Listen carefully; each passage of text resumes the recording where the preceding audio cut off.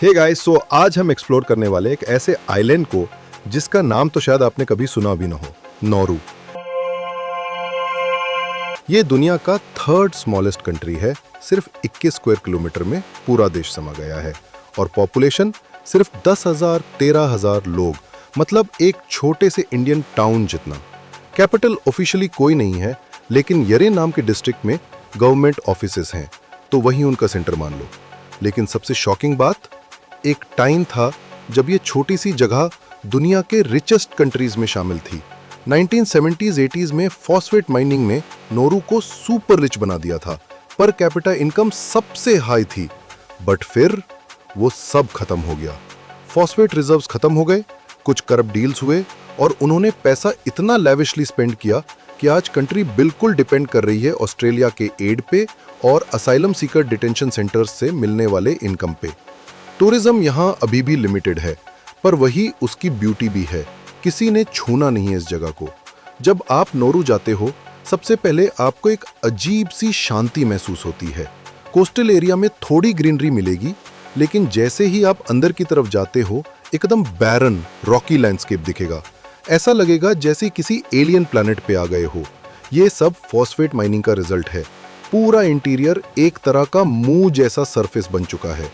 लेकिन बीचेस, अनीबरे बे जैसे स्पॉट्स, उनका कोई जवाब नहीं।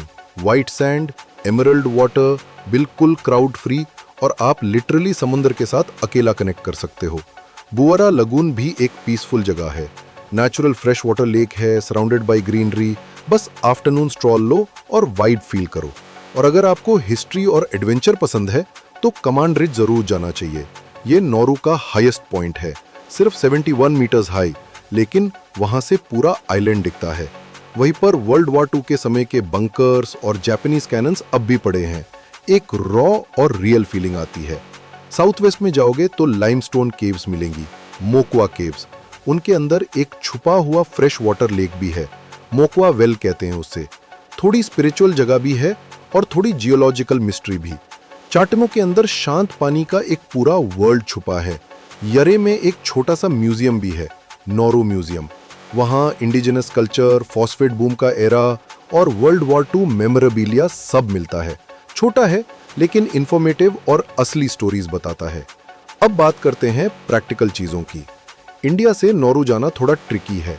आपको पहले ऑस्ट्रेलिया, मोस्टली ब्रिस्बन या फीजी जाना पड़ेगा। फ्लाइट्स कॉस्टली हैं, 1000 से 2000 यूएस डॉलर तक जा सकती हैं। वीजा भी ऐसे ही नहीं मिलता। इंडियन पासपोर्ट होल्डर्स को ई वीजा चाहिए होता है और वो अराइवल से पहले अप्लाई करना पड़ता है। Food mainly sea food based होता है। सबसे फेमस डिश है coconut fish, raw tuna in coconut milk. Taste अलग है, लेकिन यहाँ ओबेसिटी रेट भी काफी हाई है। 70% लोग ओवरवेट है। ओवरऑल नौरू एक यूनिक जगह है, जहाँ एक तरफ अनटच्ड बीचेस और साइलेंस मिलता है और दूसरी तरफ फॉस्फेट माइनिंग का डैमेज्ड लैंड और रॉ हिस्ट्री।